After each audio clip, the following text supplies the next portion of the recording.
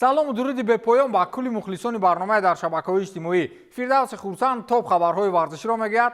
Рафтем.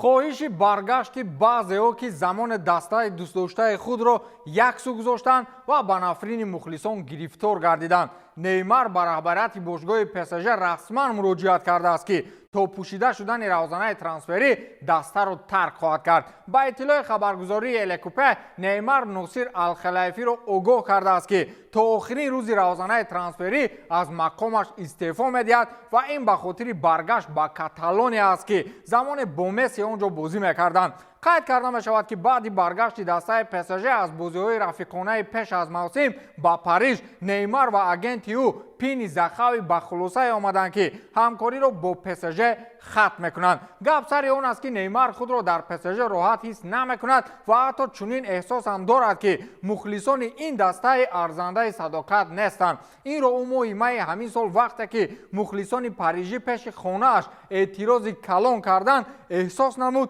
ва аз ҳамон вақт аллакай идеяи рафтан аз Фаронсаро бо наздикони худ муҳокима месохт. ба гуфтаи худи бразилӣ бо ин гуна эътирозҳо аз ҷониби мухлисон ӯ ҳеҷ гоҳ дар Барселона рӯбарӯ нашуда буд ва аз ин хотир мехоҳад ба Барселона баргардад ки он ҷо ӯро на он қадар хушҳолона интизоранд. гап сари он аст ки тибқи иттилои инсайдерҳои дохили бошгоҳи Барселона, Хави аллакай раҳбарияти бошгоҳро огоҳ кардааст ки Неймар ба лоиҳаи даста шомил нест ва будани ӯ дар ин ҷо ба фазои даста халал ворид месозад. ба мақоли аз ин ҷо ронда аз он ҷо монда, ҳоло Неймар миёни Барсаи аз ӯ безор ва ПСЖи аз ӯ малол роҳи худро гум кардааст. Бенҷамин Менди ба муболиға кор дар гулӯи Манчестер Сити гузоштааст ки маоши 2 сола ва ё ҳадди ақал ҷубронпулӣ пардохт намояд. гап сари он аст ки собиқ дифогари канори чапи шаҳриё мехоҳад маоши пурраи 2 солаи худ ва ё нисфи онро ки ягон маротиба ба майдон набаромада буд аз Сити бигирад. маош ва ё худ маблағҳои ин футболбоз вобаста ба қазияи судӣ ки фаронсавиро ба таҷовуз дар натиҷаи аризаи шикоятии чанде аз занҳо гумонбар мекарданд муваққатан баста гардид ва инак фурсати он расид ки Менди тавассути ба гуфтори мардумӣ судбозӣ ин маблағҳоро гирифтан мехоҳад. гуфтушунид аллакай миёни Бенҷамин ва дастаи Манчестер оғоз шудааст. Менди сар аз соли 2021 дигар ба майдони футбол набаромад. инам дар ҳоле буд ки додситонӣ Мендиро барои даст доштан ба чанд эпизодҳои хислати шаҳвонӣ дошта гунаҳгор кард ва Сити ҳам то анҷом ёфтани корҳои суддии футболбоз пардохти маоши ӯро баста буд. ҳамин тавр Менди аз соли 2021 то январи соли 2022 пушти панҷара ва баъдан шартан аз зиндон ҷавоб шуду ним соли ҳаёти худро дар ҳабси хонагӣ пушти сар кард. моҳи гузашта суд тамоми шикоятҳои зидди футболбозро бекор эълон кард ва Бенҷамин Менди бо дастаи Лориан шартномаи ҳамкорӣ баст. акнун ба гуфти худи футболбоз замони он расид ки маблағҳои баста шудаи дастаи Манчестерро бояд гирифт ки дар ин мавзӯъ миёни дастаи англисӣ ва ҷониби футболбоз суолҳои зиёд ба миён омадааст. дар ҳар сурат ҷавоби дастаи англисиро бояд интизор шуд ки оё пардохт мекунад он маблағеро ки Менди барои тамоман бозӣ накардан талаб дорад.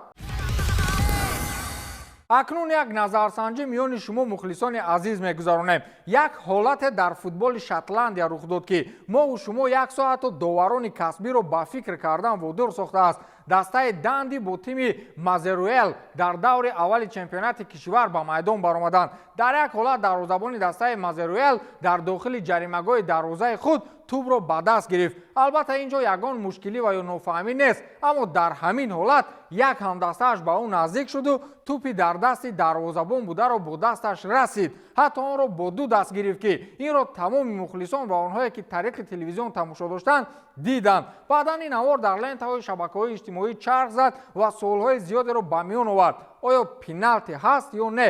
дифогари ин даста тӯбро дар дохили ҷаримагоҳи дарвозаи худ ба даст қабид. тибқи қоидаҳои футбол вақте дар дохили ҷаримагоҳ тӯб ба дасти футболбоз расад пеналти таъин карда мешавад. аммо гап сари он аст ки тӯб дар ин ҳолат дар дасти дарвозабон буд. яъне ба андешаи баъзеҳо ин ҳолати озод аст. خلاص این فرصت در بازی اندک بحث به میان آورد، ولی داور میدان دیوید دیکنسون با قرار آمد که اینجا پنالتی نیست. نسبت این حالت اندیشه ها زیاد است. مثلا مؤلف تلگرام کانال اله رف سابق داور فوتبال اناتولی سینیایف بعد مشورت با همتاهای خود چنین نوشت که ما به خلاصه آمدیم که این پنالتی بود. از جانب مقابلی میگویند که وقت توپ در دست دروازه‌بان است این حالت بازی حسابیدن نمیشود، یعنی در وقت توپ در دست دروازه‌بان بودن بازی کردن ممنوع است. خلاص 1,918,000 اندیشه مقابل نسبت این حالت. شما چه اندیشه دارید؟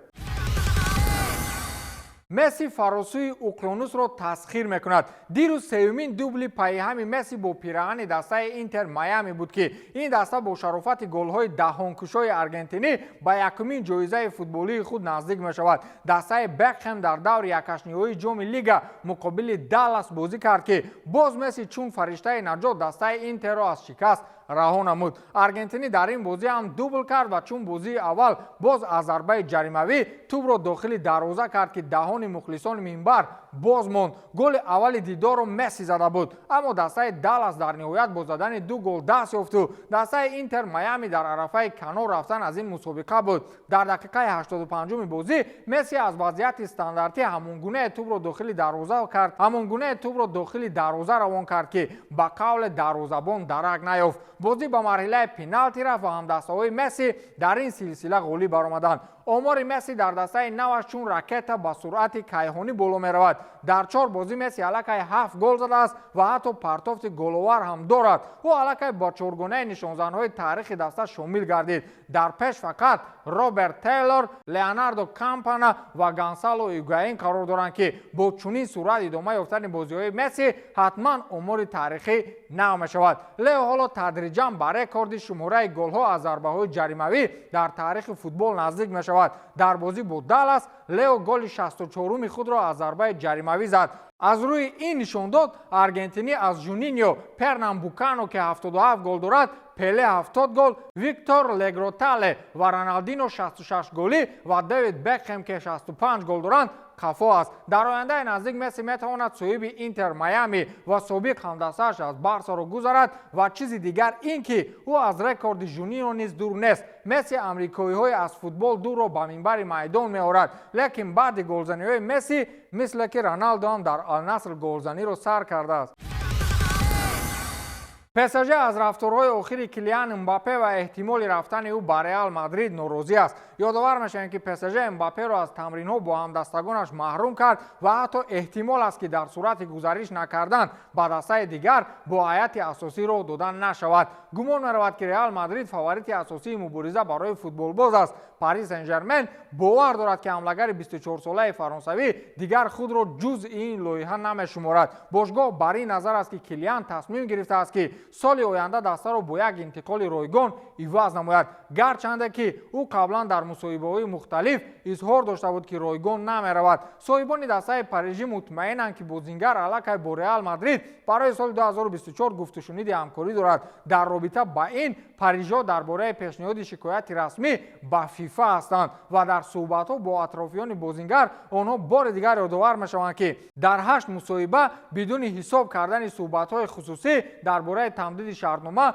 امباپه وعده داده است که رایگان نمی‌رود و وعده داده است که به باشگاه ضرر نمی‌رساند. اما وضعیت به میان آمده امباپه را یک نوع خیانتکار نسبت PSG نشان می‌دهد و این خشم رهبریت دسته را برمی‌انگیزد. از این رو حالا مناسبت امباپه با دسته PSG خیلی تند است که این البته به خاطر گزارش با ریال مادرید می باشد، اما از سنگ صدا هست و از ریال به قول خودشان کم بغل نه. با همین تمام تا دیدار نوبتی خیر.